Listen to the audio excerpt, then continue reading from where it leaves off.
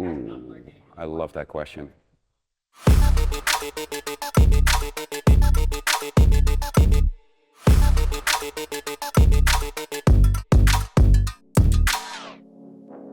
Sweet is an AI-driven candy store, and it's where the candy is a metaphor for AI.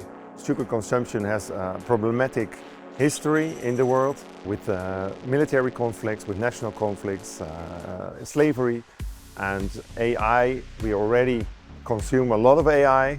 Is it really necessary? It's a candy store, but what do we really need? Are we already AI obese? That's a wonderful perspective, focusing on making the best. Well, in a world that people don't know what's real or fake, I think museums should make a stand because they are the beholder of the unique image. If you don't know what is right or wrong, then you should go to a museum with all these different perspectives and all these different contexts and all these unique images. Then it's a good starting point to be creative. The potential of immersive experience is the mutual understanding of people and how we relate to each other, but also relate to the environment around us, because the environment around us is also kind of like a form of intelligence in a way, to an extent demands certain behaviors and way to think about the world. So whether you are in like a city center, if that is in an immersive experience, there is different rules. So I think that immersive experiences like this can showcase that there are more ways than one to look at the world around us and to look at these interactions between people. I think my immersive nightmare is that we use a lot of technologies and we are dependent on the makers of this technology. Especially now in this time, we feel what the consequences could be. So it's really important that we make platforms where we can also be boss of our own content. For me, an immersive nightmare would be when people forget that it is not reality.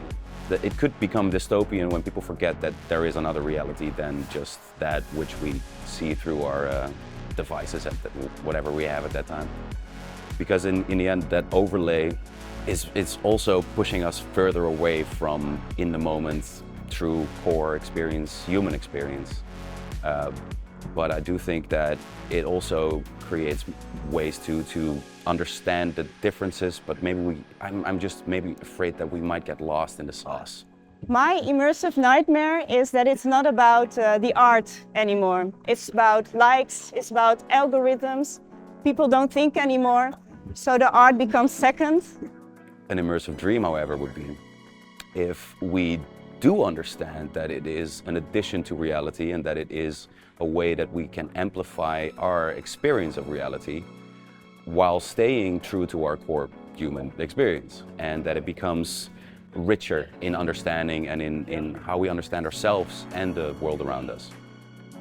I think my immersive dream is where the physical and the virtually totally intertwine. I think it's important because we have more tools to tell stories in a more immersive way. Or shall we wrap up our chat? I think my message to the creative industry and all makers and creatives in general is that we should decrease the polarization in the world. And with that, in our jobs, focus on a broad public outreach, connect to people, make sure that all people feel involved in the things that you do. Ooh, I love that question.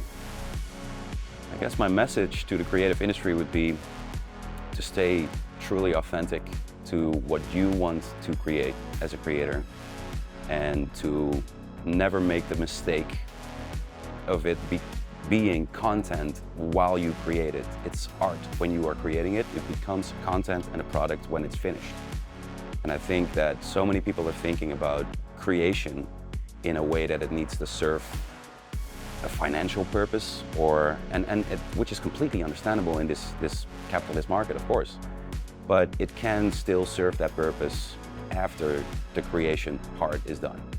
So create authentically.